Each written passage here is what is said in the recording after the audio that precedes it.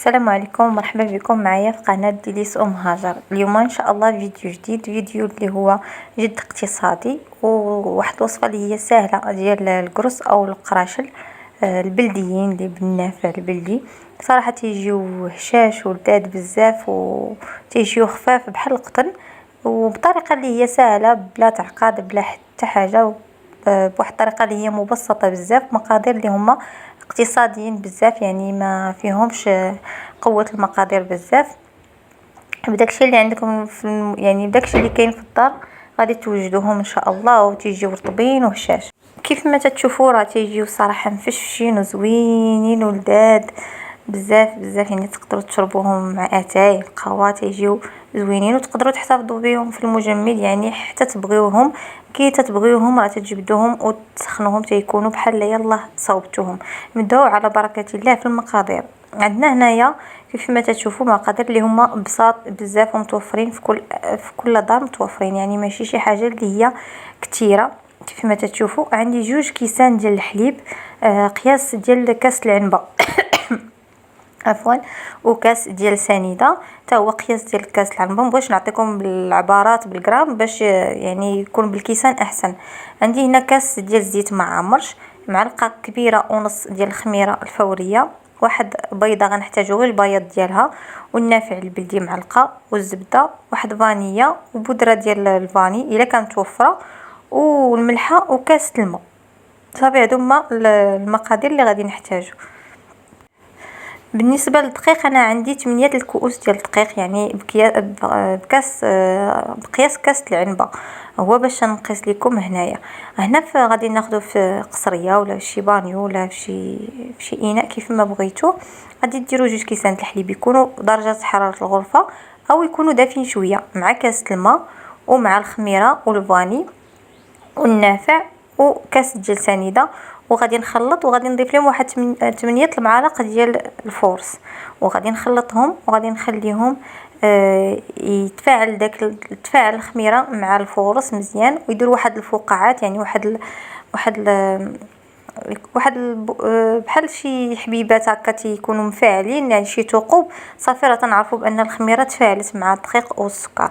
هنا كيف ما تشوفوا صافي راه تفاعلت لي، يعني خليتها واحد 10 دقائق على حسب الجو. غادي نضيف ليها زيت وبياض بيضاء، الصفار غنحتفظوا به باش ندهنوا به الكروس، ومعلقه صغيره ديال فاني غبره او فاني بودره.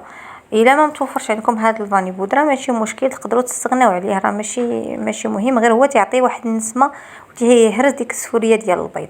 عندي الملحه و صافي هادشي اللي كاين، وغادي نبدا تنجمع بدوك 8 الكؤوس ديال الدقيق اللي نقصت منهم 8 المعالق. صافي تنبقى هكا تنخلط في الاول بالفوي عادي، كيف ما تشوفوا غير تيجانس ليا الخليط، وتنبقى تنجمع بيدي، يعني تنجمع هاد القرص ما تيحتاجوا لا دلك لا تماره لا حتى حاجه، غادي غير تخلطوا مزيان وصافي تيكونوا واجدين وما فيهمش قوه تمام. يعني ماشي ضروري تخدموا بالعجانه وماشي ضروري تدلكوهم، غير تتجمعوا الخليط يبان لكم تجانس صافي راه تيكونوا واجدين، يعني ما فيهمش قوه تمام. يعني في اقل من ساعه غادي تقدروا تكونوا وجدتوهم على حسب الحراره ديال الجو كي دايره عندكم. صافي هنا غنبدا تنجمع كيف ما تشوفوا عادي، بعد ما غادي نجمعهم واحد شويه، وكيف ما قلت لكم 8 الكؤوس النوع الجيد، يعني الدقيق ديال النوع الجيد او الدقيق الممتاز هو اللي خدمت به انايا. تيهز ليا 8 الكؤوس، يعني تقريبا غتكون شي 800 غرام. هنا غادي نضيف معلقه ديال الزبده وغنبدا تندخلها في داك العجين بشويه بشويه حتى نكمل، يعني ماشي ضروري اني ندلك، نعاود ناكد لكم راه ماشي ضروري تدلكوها.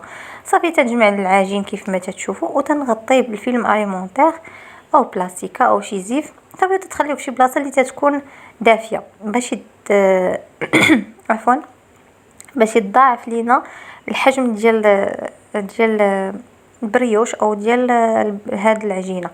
كيف ما تشوفوها انا خليتها تتضاعف ورجعت ليها، ها هي خمرات مزيان كيف ما تشوفوا. تندهني يدي بواحد شويه ديال الزيت وتنبدا ننزل فيها. هذا هو واحد السر، اول سر من الاسرار الا بغيتو تنجح لكم هذا القرص، هو الخميره او العجينه. فاش بغاو في المرحله الاولى خصها تخمر، يعني تخمر تضاعف تولي يعني واحد 2 ولا 3 الاضعاف ديال الحجم ديالها، يعني تخمر مزيان. الا ما خمراتش ليكم العجين راه ما غاديش تنجح معكم. اي وصفه خدتوها راه ما غاديش تنجح معكم الا ما العجينه ضعفت مزيان. هنا غادي ناخذ قريصات كيف ما تشوفوا، غادي نديرهم في الطاوه، يعني قريصات على حسب الحجم. بغيتو ديروا الميزان من الاحسن باش تجيكم كل وحده قد ختها، ما بغيتوش ماشي مشكل. هنا صافي كملتهم فتفتهم في الطاوه.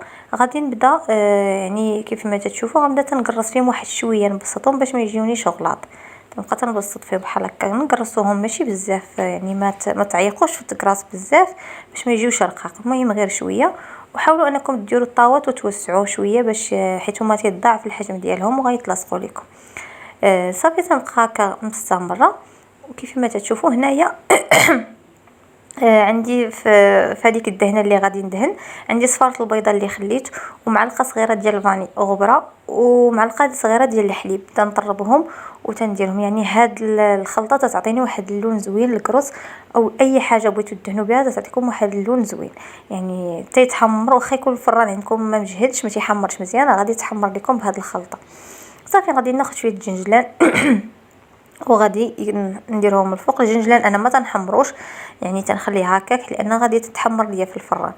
غادي نخليهم حتى يخمروا مزيان، لان سمحوا لي هاد اللقطه ديال الاختمار نسيت ما صورتهاش. كيخمروا دخلتهم في الفران بلا ما نصورها. المهم راه تخمر عاديه، تتخليهم في بلاصه دافيه على الاقل تيخمروا مزيان ويضاعف الحجم ديالهم. وتدخلوهم الفران مسخن من قبل مزيان على حراره متوسطه. صافي وتتخليهم حتى تيطيبوا من التحت مزيان ويتحمروا. كيف ما تشوفوا راه تيجيو زوينين وتيجيو محمرين ولذاذ، ما تشبعوش منهم وتيبقاو حتى يعني قد ما خليتوهم في الفريغو راه تيبقاو، ما تخافوش منهم. وقت ما بغيتو تجبدوهم راه تسخنوهم بحال لا يلا طيبتوهم، راه تيجيو بحال هكا خفاف بحال القطن وتيجيو لذاذ بزاف بزاف. هذوك المقادير اللي درنا واخا ماشي شي مقادير اللي هي كثيره، ولكن راه تيجيو زوينين بزاف وخفاف. غادي نقسم معكم وحده باش تشوفوا كيفاش تجي من الداخل، يعني ما تيجيوش مدقسين وتيجيو رطبين بزاف ومحمرين وزوينين ودايرين بحال القطن، يعني ما فيهمش قوه المقادير بزاف. وهذه الوصفه ديالنا ديال اليوم، البريوش او الكروس القراش البلديين تيجيو ساهلين وبساط. ولا عجبكم الفيديو ما تنساوش تضغطوا على الجرس الاحمر صابوني او سبسكرايب. الا عجبكم الفيديو تبارطاجيوه مع الاصدقاء والاحباب وتخليوا لي شي جيم. وبسلام عليكم، فيديو جديد ووصفه جديده ان شاء الله.